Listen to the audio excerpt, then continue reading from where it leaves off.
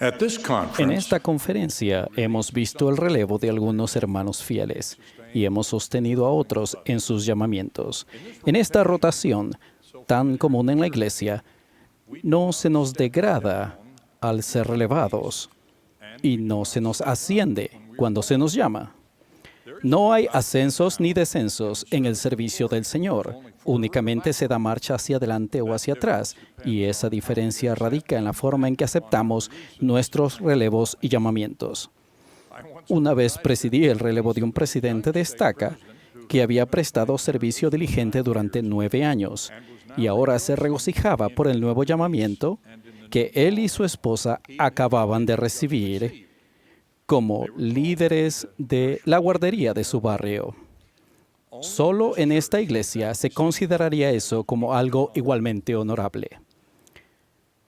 En una conferencia de mujeres, Linda K. Burton, presidenta de la Sociedad de Socorro, dijo: "Esperamos inculcar en cada una de nosotras un mayor deseo de entender mejor el sacerdocio". Eso se explica a todos nosotros, y para ello hablaré sobre las llaves y la autoridad del sacerdocio. Debido a que esos temas son de igual interés para hombres y mujeres, me complace que esta reunión se transmita y se publique para todos los miembros de la iglesia. El poder del sacerdocio nos bendice a todos. Las llaves del sacerdocio orientan a mujeres así como a hombres. Y las ordenanzas y la autoridad del sacerdocio atañen tanto a las mujeres como a los hombres.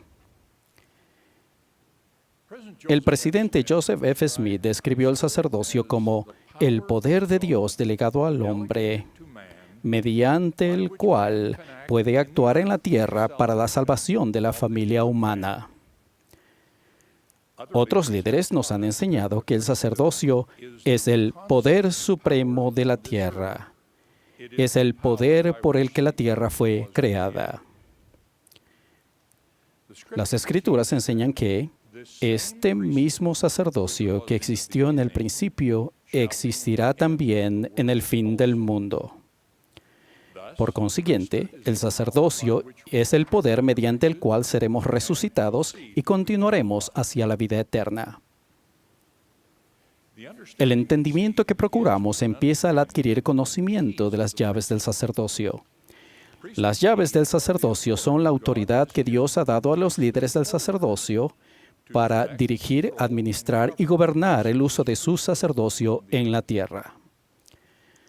Todo acto u ordenanza que se efectúa en la iglesia se hace bajo la autorización directa o indirecta de uno que posee las llaves para dicha función. Como lo ha explicado el elder M. Russell Ballard, quienes poseen llaves del sacerdocio literalmente hacen posible que todos los que sirven fielmente bajo su dirección ejerzan la autoridad y tengan acceso al poder del mismo. En cuanto a administrar el uso de la autoridad del sacerdocio, la función de las llaves del sacerdocio ensanchan y a la vez limita. Ensancha al hacer posible que la autoridad y las bendiciones del sacerdocio estén al alcance de todos los hijos de Dios, y limita al indicar a quién se concederá la autoridad y quién poseerá sus oficios y cómo se conferirán sus derechos y poderes. Por ejemplo, una persona que posea el sacerdocio no puede conferir su oficio u autoridad a otra, a menos que lo autorice alguien que posea las llaves. Sin esa autorización, la ordenación no tendría validez. Eso explica por qué un poseedor del sacerdocio, posea el oficio que tenga, no puede ordenar a un miembro de su familia ni bendecir la Santa Cena en su propio hogar sin tener la autorización de aquel que posea las llaves apropiadas.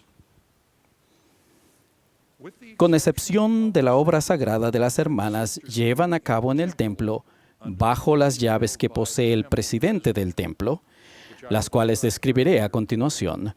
Únicamente aquel que posea un oficio en el sacerdocio puede oficiar en una ordenanza del mismo.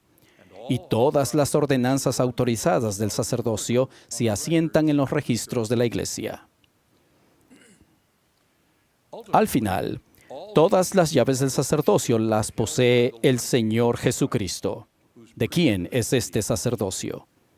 Él es quien determina qué llaves se delegan a los mortales y la forma en que habrán de utilizarse. Estamos acostumbrados a pensar que a José Smith se le confirieron todas las llaves del sacerdocio en el templo de Kirtland, pero en las Escrituras dice que lo único que se confirió allí fueron las llaves de esta dispensación. Hace muchos años, en una conferencia general, el presidente Spencer W. Kimball nos recordó que hay otras llaves del sacerdocio que no se han dado al hombre en la tierra, entre ellas las llaves de la creación y la resurrección. La naturaleza divina de las limitaciones que se imponen en el uso de las llaves del sacerdocio explica un contraste fundamental entre las decisiones sobre asuntos de la administración de la Iglesia y las decisiones que atañen al sacerdocio. La primera presidencia y el concilio de la primera presidencia y el quórum de los 12, quienes presiden la Iglesia, han sido investidos con poder para tomar muchas decisiones que tienen que ver con las normas y los procedimientos de la Iglesia, asuntos tales como la ubicación de un edificio y la edad para prestar servicio misional. Pero a pesar de que esas autoridades que presiden poseen y ejercen todas las llaves que se han delegado al hombre en esta dispensación, no están autorizados para alterar el modelo debidamente diseñado de que solo los hombres poseerán oficios en el sacerdocio.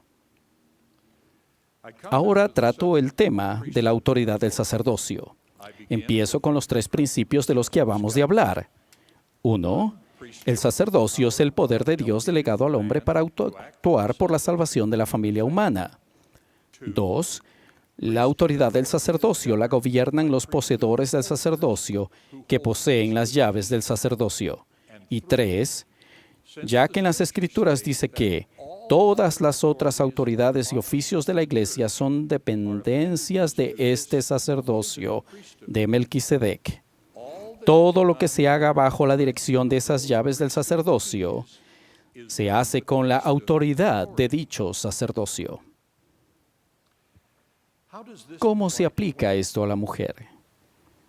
En un discurso dirigido a la Sociedad de Socorro, el presidente Joseph Fielding Smith, que en aquel tiempo era presidente del Quórum de los 12, dijo: "El que no se haya dado el sacerdocio a las hermanas no significa que el Señor no les haya dado autoridad. Se puede dar autoridad a una persona, a un hermano o a una hermana, para que realice ciertas cosas en la Iglesia que son válidas y absolutamente indispensables para nuestra salvación, tal como la obra que se efectúan nuestras hermanas en la casa del Señor.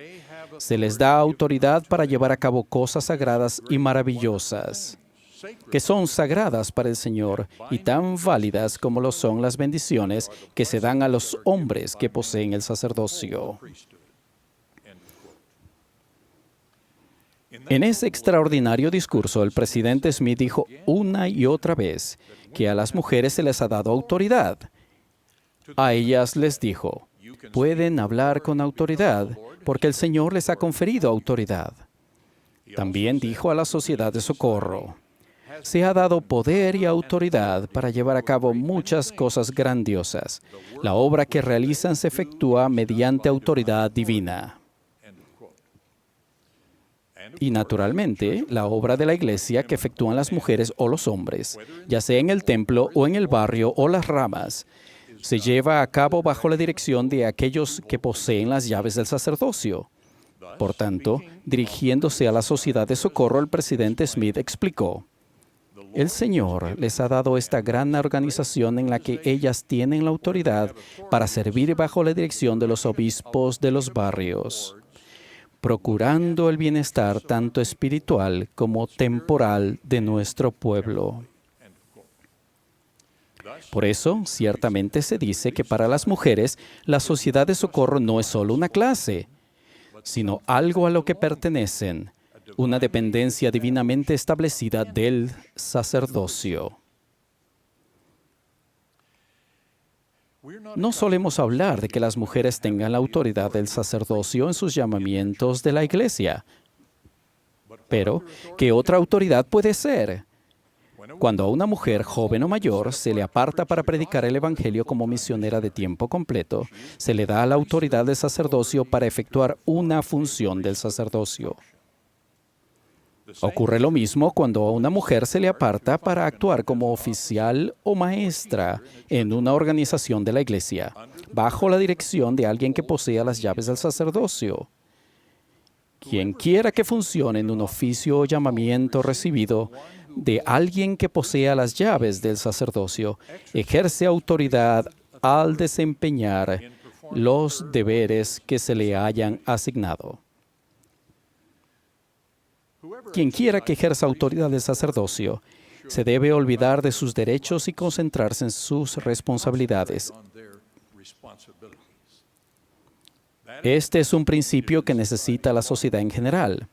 Estas palabras se adjudican al famoso escritor ruso Alexander Solzhenitsyn. Es hora de defender no tanto los derechos como las obligaciones humanas. Los santos de los últimos días ciertamente reconocen que al hacerse acreedores de la exaltación, no tiene que ver con defender derechos, sino con cumplir responsabilidades. El Señor ha indicado que únicamente se ordenarán hombres a los oficios del sacerdocio. No obstante, como han recalcado varios líderes de la Iglesia, los hombres no son el sacerdocio. Los hombres poseen el sacerdocio con el sagrado deber de utilizarlo para bendición de todos los hijos de Dios.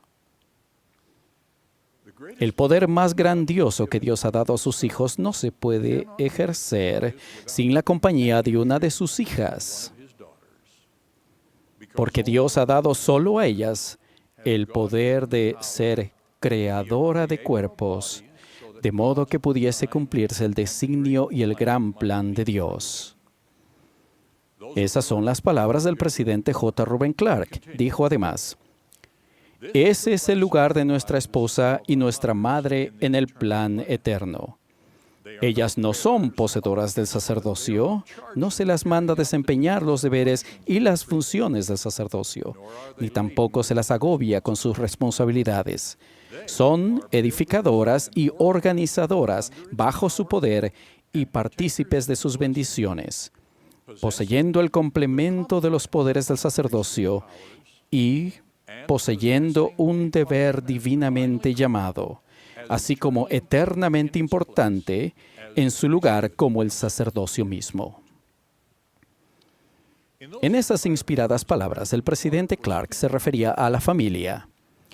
Tal como se afirma en la proclamación sobre la familia, el padre preside y él y la madre tienen responsabilidades diferentes, pero como compañeros iguales están obligados a ayudarse el uno al otro. Unos años antes de que se emitiera la proclamación sobre la familia, el presidente Spencer W. Kimball dio esta inspirada explicación. Cuando decimos que el matrimonio es una sociedad, debemos recalcar que el matrimonio es una sociedad total. No queremos que las mujeres sean socias silenciosas o limitadas en su función eterna. Les rogamos que contribuyan en forma total.